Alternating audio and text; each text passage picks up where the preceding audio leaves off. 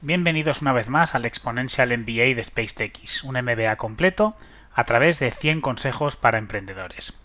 Seguimos en el bloque temático número 4 con los consejos 34 a 41 vinculados a todo lo que son los socios, ¿no? A cómo elegir a los socios, si son necesarios o no, y cómo pues establecer la relación, incluso cómo romper en un momento determinado. Resulta fundamental, y ahí entramos ya en el consejo 40 sobre el que versa esta píldora, el tema de firmar un pacto de socios. ¿Por qué? Porque vas a fijar las relaciones, vas a fijar las reglas legales de las relaciones entre los distintos socios de una sociedad, ¿no? El pacto de socios es necesario en las distintas etapas de las distintas rondas de financiación y va evolucionando a medida que va evolucionando también la sociedad. Lo que tenemos que tener en cuenta es, desde un punto de vista estrictamente jurídico, es que una sociedad per se ya tiene un conjunto de normas como tal. Es decir, ¿es el pacto de socios imprescindible? Pues la verdad es que no. ¿Por qué?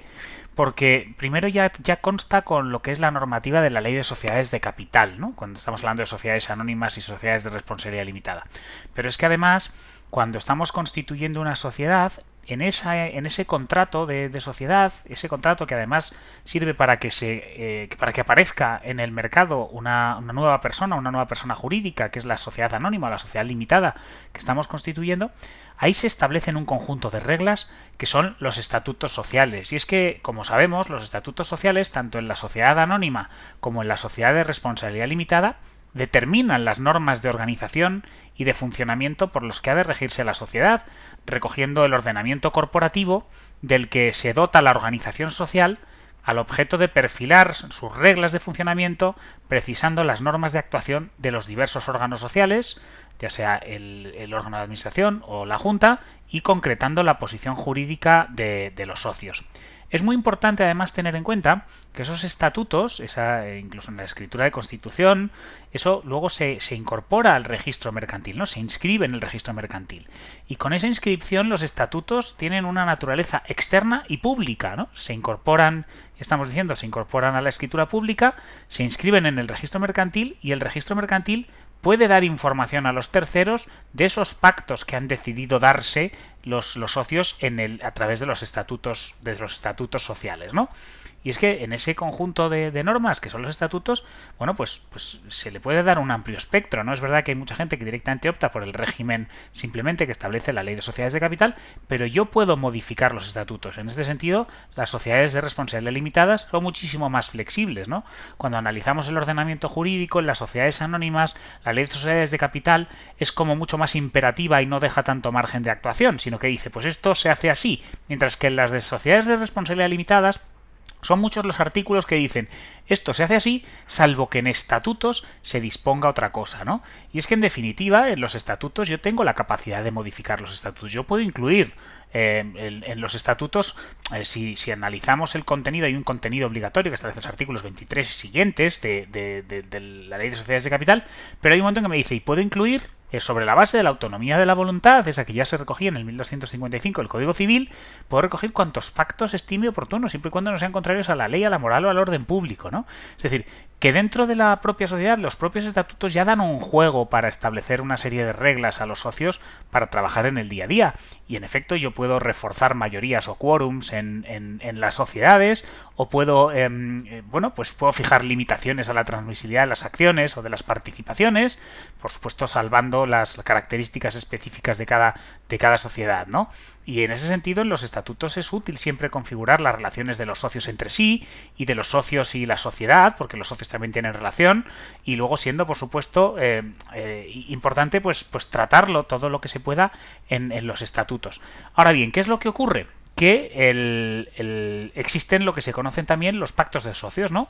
La ley de sociedades de capital, por ejemplo, los llama los pactos reservados, ¿no? Tiene distintos nombres al final. El pacto de socios se puede llamar el pacto de socios, el acuerdo de accionistas, los pactos reservados, el shareholders agreement. Es más, incluso en las sociedades familiares, de las que ya hablamos en consejos anteriores, en particular en el consejo 31, ya hablamos de un modelo de pacto de socios específico para las sociedades mercantiles, para las sociedades familiares, que es el protocolo, ¿no? El protocolo familiar, ¿no? Que además tiene un régimen propio, ¿no? El protocolo familiar. Pero ya os digo que el artículo 29 de la Ley de Sociedades de Capital nos habla de los pactos parasociales, de los pactos de socios, diciendo, y esto es importante, que a diferencia de lo que ocurre con los estatutos, los pactos que se mantengan reservadas entre los socios no son oponibles a la sociedad. ¿De acuerdo? No son oponibles, es decir, no tienen ese carácter externo, ¿no? Porque además no se inscribe el pacto de socios en el registro mercantil, ¿no? Por lo tanto, siendo el pacto de socios un instrumento importante en el que sí que os recomiendo, y en esto ya viene mi deformación por defecto de abogado, que acudáis a los abogados, que acudáis a los expertos, están muy bien los modelos que hay online, pero para un tema tan sensible como el pacto de socios es importante contar con asesores jurídicos. Pero en definitiva, al final, ¿de qué se trata un pacto de socios o un pacto parasocial?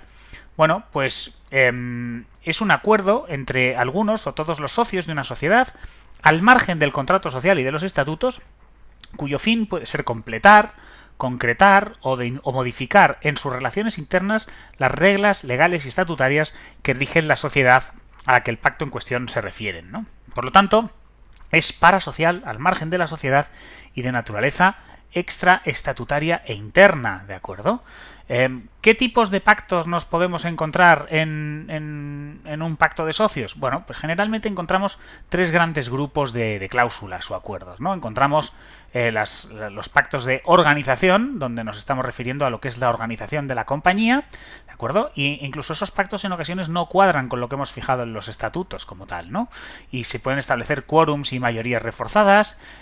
Aquí es verdad que si podemos combinar algunos de estos pactos que sean comunes en los estatutos y en el pacto de socios, mejor que mejor, ¿no? Pero si no podemos, que sepáis que los pactos de organización se centran en quórums y mayorías, en la composición del órgano de administración, va a ser un consejo, cuántos miembros va a tener ese consejo, cómo vamos a dar representación a todos los accionistas, por ejemplo, pues el tema del plan de negocio, de la política de dividendos, en relación también con las modificaciones estructurales, ¿no? De las modificaciones estructurales como la fusión, la escisión u otras modificaciones estatutarias, como puede ser una ampliación, una reducción de capital, sistemas de deadlock también, sindicatos de votos y derechos de información, ¿no? Por otro lado, nos podemos encontrar con los pactos que se conocen, ya digo, los de organización se vinculaban, entre otras cosas, a cómo podemos organizar la sociedad. Por otro lado, tenemos los pactos de atribución, en virtud de los cuales se acuerdan prestaciones o ventajas a favor de la sociedad, ¿no? Puede ser, por ejemplo, el realizar un préstamo participativo o no a favor de la sociedad, el realizar nuevas aportaciones en futuras ampliaciones de capital, el vincularse a determinadas obligaciones a prestaciones accesorias, el no competir, en fin, la casuística es muy amplia, ¿no?